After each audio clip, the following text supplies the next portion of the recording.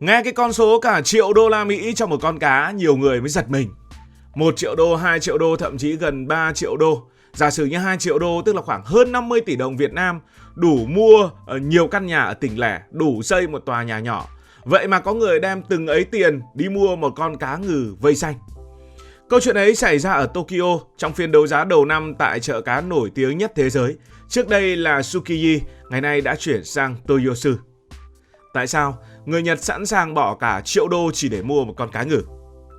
Thì đầu tiên phải nói về con cá ngừ, và cụ thể ở đây là cá ngừ vây xanh. Ở Nhật Bản thì cá ngừ vây xanh gọi là Koru Maguro gần như là biểu tượng ẩm thực của quốc gia.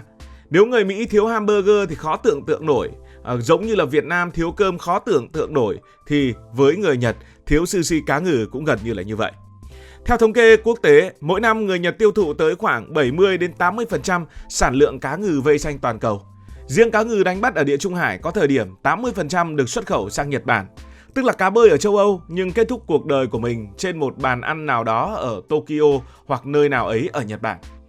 Nhưng điều thú vị là trước những năm 1960, cá ngừ vây xanh ở Nhật Bản không hề được coi trọng như bây giờ. Người ta cho rằng nó quá béo, vị nhạt, thậm chí là phế phẩm. Ở Mỹ thời đó, cá ngừ còn được dùng làm thức ăn cho mèo. Ngư dân ngày xưa kể rằng mỗi chuyến đi biển có thể câu được vài con cá ngừ, nhưng bán rẻ đến mức phải bán mấy con mới đủ tiền mua một bao thuốc. Nói thẳng ra, cá ngừ từng là món rẻ tiền. Vậy điều gì đã thay đổi món ăn này từ rẻ tiền như vậy trở thành một món ăn triệu đô? Bước ngoặt đến vào thập niên 1980, sushi từ món ăn truyền thống Nhật Bản bắt đầu lan ra Mỹ rồi châu Âu. Khi sushi trở thành xu hướng toàn cầu, cá ngừ vây xanh, đặc biệt là cái phần bụng béo của nó, được nâng lên thành nguyên liệu cao cấp. Từ món ăn được gọi là thịt nhạt đầy mỡ, cá ngừ bỗng trở thành vàng đỏ của đại dương. Ngành công nghiệp cá ngừ vây xanh nhanh chóng đạt giá trị hàng tỷ đô mỗi năm. Những chuyến tàu đánh bắt dài ngày ở Thái Bình Dương và Địa Trung Hải hoạt động liên tục. Niềm tin phổ biến lúc đó, biển rộng thế này, cá ngừ làm sao mà hết được. Nhưng biển rộng thì rộng, song nó không vô tận. Chỉ trong khoảng chục năm, từ năm 97 đến năm 2007, trữ lượng cá ngừ vây xanh toàn cầu giảm xuống còn khoảng 60%. Một con số đáng sợ, cá ngừ tăng giá không chỉ vì ngon mà vì nó quý và hiếm. Nhưng dù hiếm đến đâu, một con cá ngừ có thực sự có giá lên đến hàng triệu đô la Mỹ hay không? Hay người ta chỉ trả giá cho vui? Thì sự thật là có người trả giá thật và đã mua thật với mức giá hàng triệu đô la Mỹ. Nó nằm ở phiên đấu giá cá ngừ đầu năm ở Tokyo. Đây không phải là một buổi mua bán bình thường, nó giống như một sự kiện lớn của cả ngành sushi. Trước đây diễn ra ở chợ cá Tsukiji, nay chuyển sang Toyosu. Mỗi năm chỉ có một lần như vậy, thường diễn ra vào buổi sáng sớm ngay sau kỳ nghỉ năm mới. Không khí lúc đó cực kỳ đặc biệt, trời còn sẩm tối. Sàn chợ lạnh buốt, hàng trăm con cá ngừ vây xanh khổng lồ nằm xếp hàng trên nền bê tông. Đuôi cá bị cắt ra để lộ phần thịt bên trong. Người mua mới cúi xuống nhìn màu thịt, dùng đèn pin soi, ấn nhẹ tay để kiểm tra độ đàn hồi. Ai cũng muốn tìm con cá đẹp nhất. Nhưng điều quan trọng không chỉ là cá ngon, điều quan trọng đó là con cá đầu tiên xứng đáng của năm. Hãy lấy một số ví dụ như thế này. Năm 2013, một con cá ngừ vây xanh nặng 222 kg được bán với giá 155,4 triệu yên, tương đương khoảng gần 1,8 triệu đô la Mỹ thời điểm đó. Tính ra là 9.000 đô la Mỹ mỗi cân. Nếu quy ra tiền Việt lúc ấy, khoảng từ 180 triệu cho đến 200 triệu đồng cho mỗi cân cá.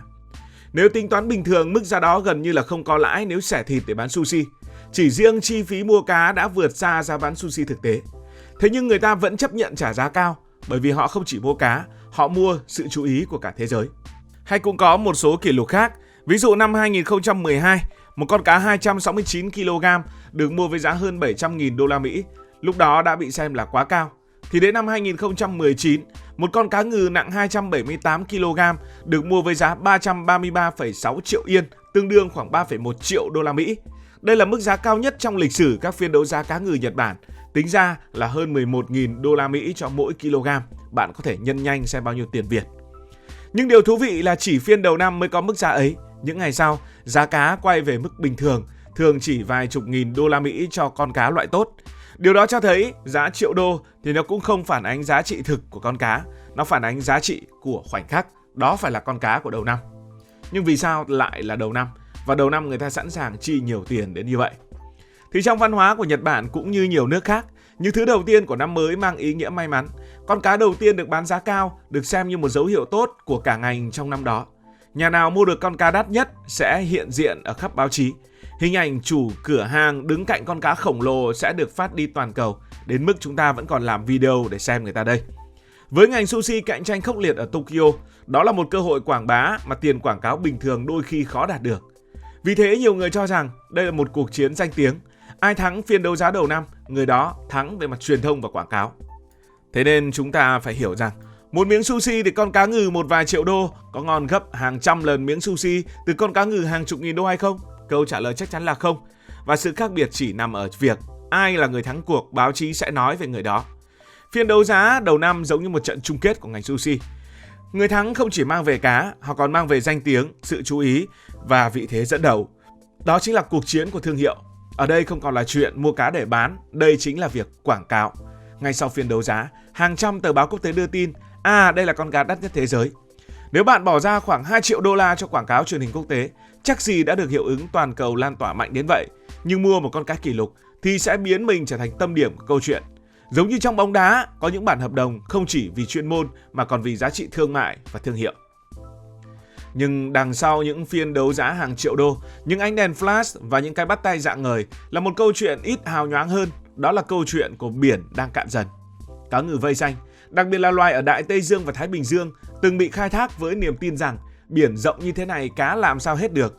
Nhưng chỉ trong khoảng một thập kỷ cao điểm, trữ lượng quần thể cá ngừ vây xanh đã giảm xuống mạnh. Vì vấn đề của cá ngừ vây xanh, nó không phải là loài sinh sản nhanh. Chúng phải mất nhiều năm mới trưởng thành, có thể 8 đến 10 năm mới đạt kích thước lớn và bắt đầu sinh sản hiệu quả. Trong khi đó nhu cầu thị trường lại tăng cực nhanh từ khi sushi bùng nổ. Giá cả tăng, tàu đánh bắt công suất lớn hơn xuất hiện ở khắp Thái Bình Dương và Địa Trung Hải. Rồi công nghệ cũng xuất hiện, công nghệ định vị, lưới vây giúp con người quét được những đàn cá lớn trong thời gian ngắn. Đó là cái vòng luẩn quẩn. Cá hiếm thì giá tăng thì người ta càng muốn đánh bắt nhiều hơn, mà đánh bắt nhiều thì cá lại càng hiếm hơn nữa. Ở Nhật, nhiều ngư dân từng chia sẻ nỗi lo này. Có người nói rằng con trai của họ muốn nối nghiệp, nhưng họ sợ rằng đến thế hệ sau khi mà đủ kinh nghiệm ra khơi thì chẳng còn cá để mà bắt nữa. Nghề truyền thống đứng trước nguy cơ bị biến mất.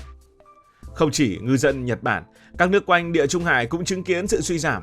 Bên cạnh đánh bắt tự nhiên, nhiều nơi phát triển mô hình nuôi vỗ béo cá ngừ trong lồng ở ngoài biển. Cá non được bắt về, nuôi thêm cho lớn dần rồi xuất bán. Cách làm này giúp kiểm soát chất lượng tốt hơn, nhưng nếu nguồn cá non vẫn lấy từ tự nhiên thì áp lực lên những con cá ngừ hoang vẫn còn đó. Vấn đề không chỉ là số lượng, khi đánh bắt quá mức còn khiến những con cá lớn nhất, những con cá khỏe nhất, những con cá sinh sản ngon nhất cũng bị thay đổi. Cá có xu hướng nhỏ hơn, trưởng thành sớm hơn nhưng năng suất sinh sản thấp hơn. Những năm gần đây, nhờ hạn ngạch và quản lý chặt chẽ, một số quần thể cá ngừ vây xanh đã có dấu hiệu phục hồi nhẹ, nhưng phục hồi không có nghĩa là an toàn. Vì vậy, khi nhìn vào một con cá ngừ được bán với giá hàng triệu đô, chúng ta không chỉ thấy câu chuyện marketing hay danh tiếng, chúng ta thấy cả áp lực khổng lồ đặt lên đại dương. Giá cao có thể làm một nhà hàng nổi tiếng, nhưng giá cao cũng có thể khiến một loài cá từng bơi đầy ở đại dương trở nên hiếm hoi. Tổng kết lại, câu chuyện cá ngừ ở Nhật Bản nó cho thấy sức mạnh của thương hiệu và truyền thông. Một con cá có thể trở thành biểu tượng quốc tế, một khoản lỗ có thể trở thành khoản đầu tư marketing khổng lồ. Nó cũng cho thấy cách người Nhật bảo vệ và điều tiết ngành nghề truyền thống. Sau khi thị trường bị đẩy quá nóng, họ đã siết hạn ngạch, hạ nhiệt giá và hướng tới bền vững hơn. Và cuối cùng, nó nhắc nhở chúng ta rằng trong kinh tế ngày nay, giá trị không chỉ nằm ở vật chất, giá trị nằm ở câu chuyện, ở cảm xúc, ở vị thế. Vì vậy, khi nghe cái chuyện cá ngừ Nhật giá hàng triệu đô, đừng nghĩ đó là giá thị trường bình thường. Đó là giá của danh tiếng, của cuộc chiến thương hiệu, chỉ diễn ra trong vài phút đấu giá và chỉ diễn ra trong những ngày đầu năm. Và đôi khi, thứ đắt nhất không phải là miếng cá trên đĩa sushi, mà là cái tên in trên biển hiệu của nhà hàng. Cảm ơn vì đã quan tâm theo dõi câu chuyện này. Nếu cảm thấy thú vị, bạn có thể nhấn nút đăng ký kênh, bật chuông thông báo và chia sẻ. Còn bây giờ thì xin được nói lời chào, tạm biệt.